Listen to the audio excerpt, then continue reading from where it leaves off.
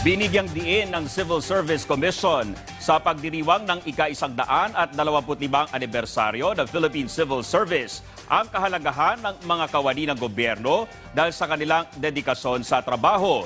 Ayon sa CSC, mahalaga rin na kasabay ng maayos na serbisyo ang mabilis na trabaho at ang pagpapahalaga sa pagiging Pilipino. Bahagi ng pagdiriwang ang mga aktibidad sa Setyembre tulad ng job fair, fun run, bloodletting activity, tree growing activity at coastal cleanup. Ang mga kawani sa gobyerno ang mukha ng pamahalaan sa taong bayan. Sa kanila nararamdaman at napapatunayan ng mamamayan kung ang ating pamahalaan ay nakikinig at tunay na tumutugon sa mga pangangailangan ng mga mamamayan.